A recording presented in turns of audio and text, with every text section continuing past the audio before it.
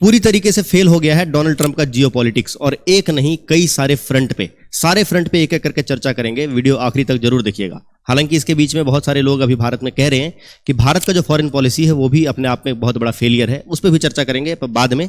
अभी फोकस करते हैं डोनाल्ड ट्रंप पे।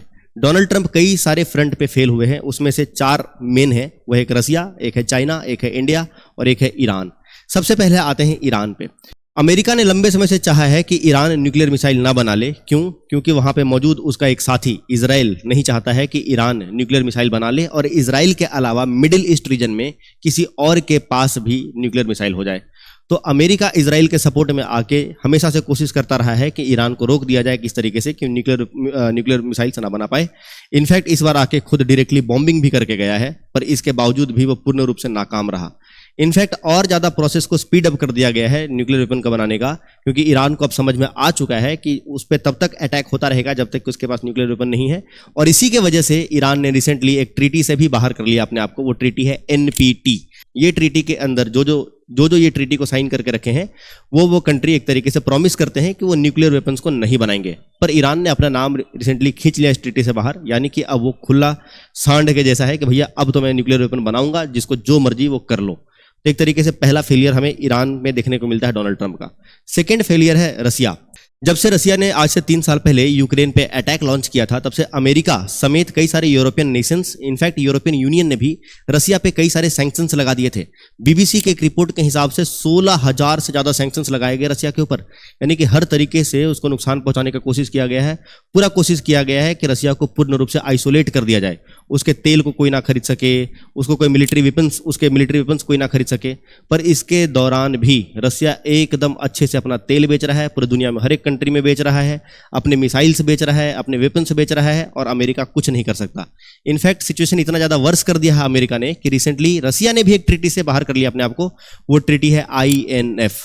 इसको कहते हैं intermediate range nuclear forces treaty. ये ट्रीटी साइन किया गया था 1987 में, जब अमेरिका के राष्ट्रपति थे रोनाल्ड रेगन, और रसिया तब एक्चुअली में USSR हुआ करता था, और USSR के हेड थे मिखाइल गोर्बाचेव।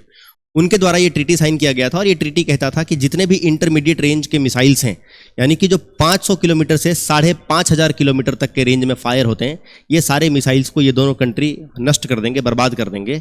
और इसी के वजह से लगभग 270 मिसाइल्स के आसपास दोनों कंट्री ने मिलकर बर्बाद भी किया था।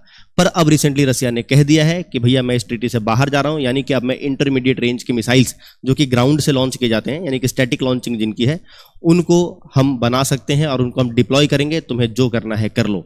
यानी कि एक तरीके से रसिया को भी उन्होंने खुला सांड बना दिया है कि भैया तुम्हें जो करना है करो। यानी कि रसिया और ईरान 2 सबसे बड़े इनके फेलियर्स हैं।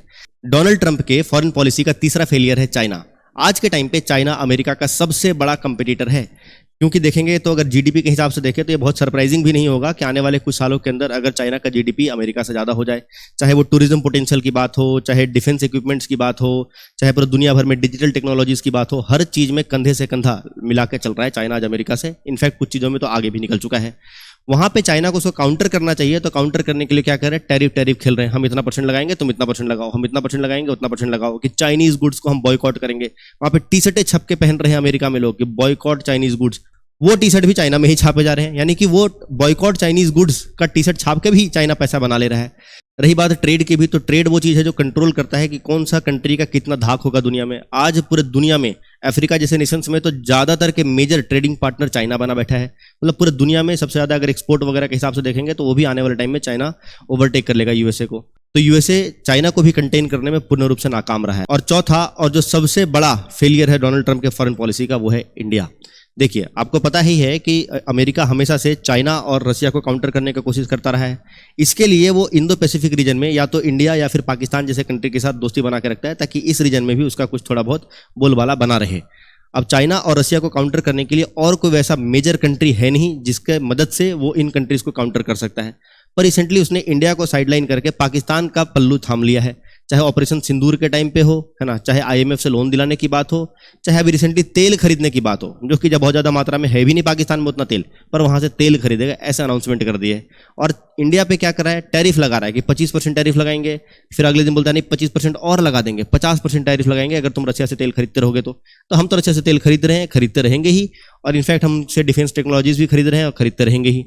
तो इंडिया जो एक अच्छा ट्रेडिंग पार्टनर हो सकता था या फिर एक अच्छा जियोपॉलिटिकल पार्टनर हो सकता था, रसिया को और चाइना को काउंटर करने के लिए अमेरिका के पॉइंट ऑफ व्यू से बात कर रहे हैं, उसको भी खो दिया उसने और जाके पल्लू थामा है किसका? एक गरीब देश का, पाकिस्तान का, जो कि खुद तिनके के सहारे अभी चल रहा है। तो यानी कि अच्छे अच्छे कंट्रीज जो रसिया हो गए, चाइना हो गए, इंडिया हो गए, सबके साथ अभी एक तरीके से लोहा लेके बैठा हुआ है अमेरिका। और अभी आने वाले समय में हम देखेंगे कि चीज़ें किस तरीके से अनफोल्ड होती हैं। पर अभी के लिए अमेरिका का जो फॉरेन पॉलिसी है, खास करके डोनाल्ड ट्रंप के आने के बाद, वो तो it is looking absolutely in shambles.